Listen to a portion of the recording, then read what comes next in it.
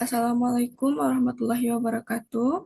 Okay, we are from group 2. We will present about formative and summative from TESOL curriculum study and syllabus design. Next slide, please. Before we start, we will introduce ourselves. My name is Shalwa Agustia, which is the number A1B223004, and then my friends. I'm Anggisa Fitri with students number A1B223012. And my name is Julia Eka Putri Zarina with student number A1B223082. Okay, introduction. Formative and summative assessment are essential in language education. Formative assessment supports learning through ongoing feedback, while summative assessment evaluates achievement at the end of instructions. The book Language Testing and Assessment, Shahami et al. 2017, explores how both types are influenced by evolving views on language, multilingualism, and the social impact of testing. Next, please. Okay, for formative assessment. Formative assessment is an ongoing process used by teachers to monitor students' learning and provide feedback to improve teaching and students' performance. The purpose to help teachers check students' progress and recognize where their students are struggling, giving them the ability to evaluate the effectiveness of their own practices and make change if required. And to help students identify their strengths and weaknesses so they can take an active role in their own learning, an important step in them achieving learning progress. Next slide, please. Method in formative assessment. The first is observations. Observing students' participation in class discussion, group work, and other activities. For questioning, asking questions that encourage students to think critically and demonstrate their understanding.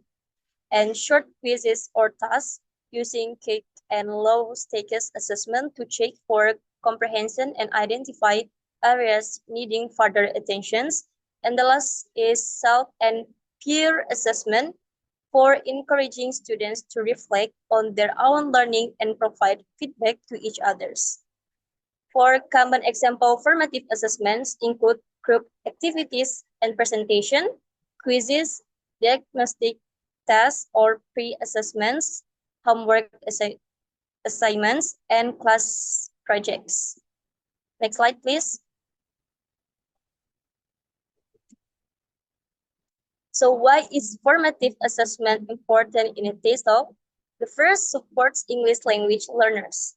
It provides a valuable way to monitor the progress of English language learners and identify areas where they may need additional support. Number two is enhances teaching. It helps teachers understand their students' needs and adjust their teaching strategies accordingly. And promotes students self-direct learning by providing students with regular feedback. Formative assessment can encourage them to take ownership of their learning and become more self-direct learners. And the last one is improves overall learning. It can lead to a more engaging and effective learning experience for both teachers and students. Next slide, please. Okay, so summative assessment here.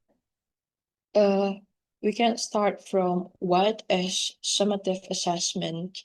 So summative assessment is like the final result check, and it happens at the end of learning period, like the end of a course, a unit, or a semester. And the goal is to see how much the student has learned.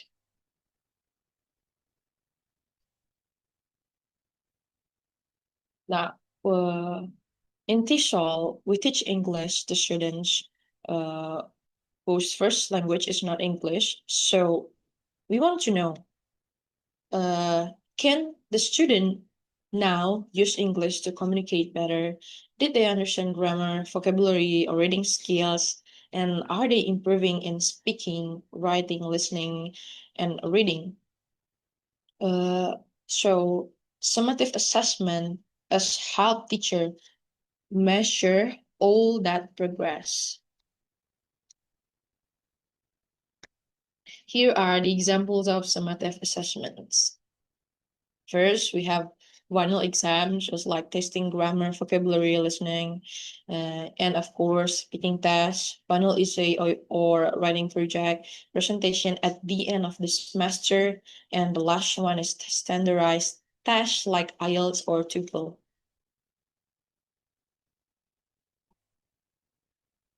Here are compared to formative assessment to help we understand better, and the quick comparison is the purpose. So for the formative, have the purpose to help students improve, and summative to judge what students achieve. And then when for formative, it's during the course, and summative at the end of the course. For the example, it's like quizzes, feedback, discussion is for formative, and summative is like final test, final essay, and another example of summative assessments.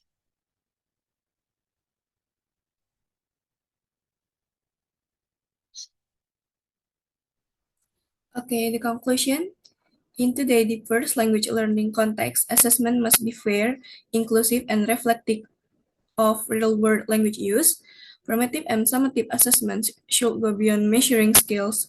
They must also support learning, respect learners' backgrounds, and guide ethical teaching practices. Next slide, please. Okay, we got the reference from Shahami E20 2001, Language Testing and Assessment and Advanced Resource Book Routledge. Okay, thank you. That's all from us. Thank you very much. Wassalamualaikum warahmatullahi wabarakatuh.